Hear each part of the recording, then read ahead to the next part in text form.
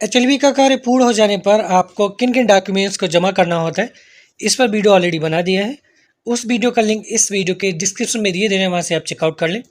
फिलहाल आपको बता दे रहे हैं 2 प्रतियों में नजी नक्शा जमा होगा, अन्य 3 प्रमाण पत्र आपको भरकर जमा करने होंगे।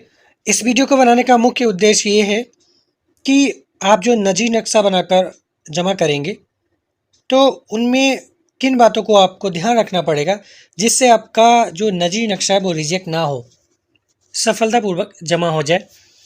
तो उसके लिए सबसे पहले ध्यान रखने वाली बात ये है कि आपका जो नजी नक्शा बनेगा उसकी जो आउटलाइन है, बाउंड्री लाइन है, वो ब्लैक पेन से डॉटेड लाइन में ड्रॉ की जाएगी, खींची जाएगी। और अंदर की जितनी भी स्ट्रीट्स हैं, गलियां वगैरह हैं, लैंडमार्क्स वगैरह हैं, घर हैं, जो भी चीज़ें जितनी भी आप मेंशन करेंगे वो भी सभी ब्लैक पेन से किए जाएंगे। दूसरी बात, ये नजी नक्शा 2 प्रतियों में जमा होगा। अगली बात ये, आप इस नक्शा पर जो भवन दर्शाएंगे उनकी संख्या आपके एचएलओ पर कार्य किए गए टोटल भवनों की संख्या से टैली होनी चाहिए, मैच होनी चाहिए। जैसे सबसे पहले आपने एचएलओ पर अपेक्षित भवनों की संख्या भरी होगी। जैसे कि इस नक्शे में देख रहे हैं, टोटल यहाँ पर 146 पंचायत घर को मिलाकर 147 भवन आ रहे हैं।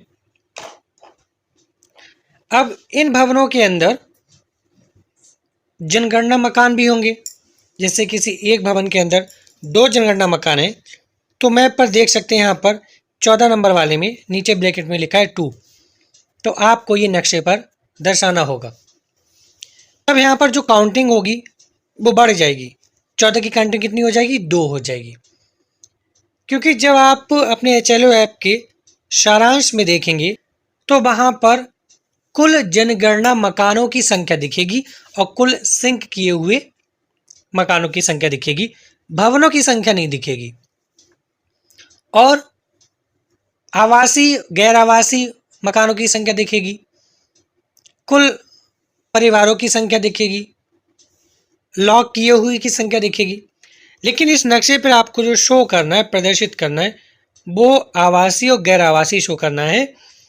जैसे पक्का मकान के लिए चौकोर बॉक्स है, खाली रहेगा, और गैर आवासीय है तो उसी चौकोर बॉक्स को तिरछी लाइन से भर दिया जाएगा। कच्चा है तो ट्रायंगल, और गैर आवासीय उसी ट्रायंगल को तिरछी लाइन से भर दिया जाएगा। तो इस नक्शे पर आपको केवल आवासीय और गैर आवासीय ही दिखाना है, लॉक है या खाली है, ठीक है, ये सब चीज़ें नहीं दिखाना है। तो अब संख्या कौन सी मैच करनी चाहिए नक्शे की और आपके सारांश की।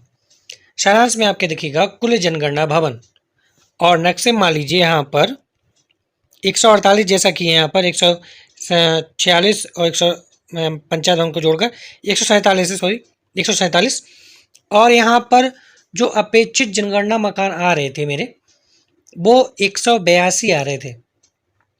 तो एचएलओ ऐप में 182 कुल जनगणना मकान दिखेंगे और नक्शे पर आपको भवन दिखाना है, और उस भवन में जितने भी जनगणना मकान हैं उनके नीचे ब्रैकेट में लिख देना है, और उसकी काउंटिंग उतनी ही बार हो जाएगी। तो इनकी टोटल संख्या काउंट कर लें और एचएलओ ऐप के सारांश की टोटल संख्या काउंट कर लें, और गैर आवासीय तिरछी लाइन वो काउंट कर लें।